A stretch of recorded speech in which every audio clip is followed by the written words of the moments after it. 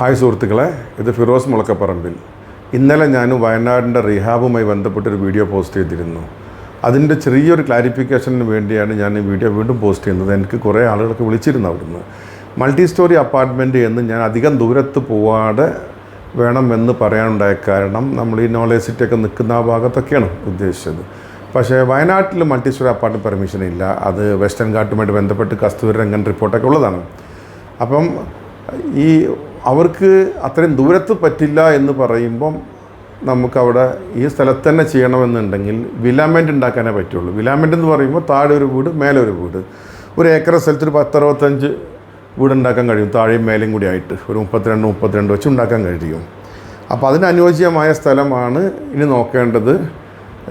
അതിപ്പോൾ ഈ മേപ്പാടിയിലേക്ക് പോകുന്ന റോഡ് കൽപ്പറ്റയെ ബന്ധപ്പെട്ട് കിടക്കുന്ന അധികം ദൂരത്ത് അല്ലാത്ത സ്ഥലത്താണ് ഈ സ്ഥലം വേണ്ടത്. അപ്പോൾ അതൊന്ന് പറയാനാണ് ഞാൻ വീഡിയോ വീണ്ടും പോസ്റ്റ് ചെയ്തത്.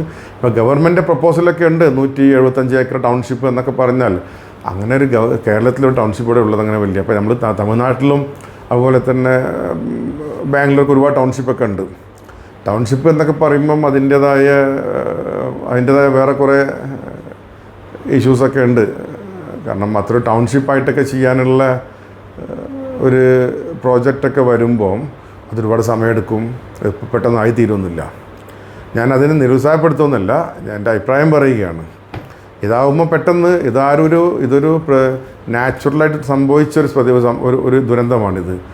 ഒരു ഗവൺമെൻറ് ആരും തന്നെ സ്ഥലം അക്വയർ ചെയ്തതോ ഇല്ലെങ്കിൽ വേറെ എന്തെങ്കിലും ആവശ്യങ്ങൾക്ക് വേണ്ടി എടുത്തോ എന്നല്ല. അപ്പോൾ അവിടെ ഇനിയിപ്പോൾ ജീവിത നിലവാരം കൂടുതൽ നല്ല രീതിയിൽ ജീവിച്ച ആളുകൾ, നല്ല വലിയ വീടൊക്കെ നഷ്ടപ്പെട്ട ആൾക്കാർ എല്ലാം നഷ്ടപ്പെട്ടു. പക്ഷേ ഇനി അവർക്ക് എന്തെങ്കിലുമൊക്കെ ബാക്കിയുണ്ട് അവരെടുത്ത്. ആളുകളൊക്കെ വേറെ സ്ഥലം ജോലി ചെയ്യുന്നുണ്ട്. അപ്പോൾ അങ്ങനെയുള്ള ആളുകൾക്ക് കുറച്ചും കൂടി ബെറ്റർ ആയിട്ടുള്ള സാധനം ഉണ്ടാക്കി കൊടുക്കാൻ പറ്റും. കുറച്ചും കൂടി ഒരു 1200-1300 ഒക്കെ അവർ കുറച്ച് ക്യാഷ് പേ ചെയ്യുകയാണെങ്കിൽ നമ്മുടെ ഭാഗത്തുനിന്ന് ഉള്ള കോൺട്രിബ്യൂഷനും അവരുടെ ഭാഗത്ത് കുറച്ചും കൂടി എടുത്തിട്ട് അങ്ങനെയൊക്കെ ചെയ്യാൻ പറ്റും. ഗവൺമെൻറ് ആലോചിക്കേണ്ട സംഭവങ്ങളാണ്.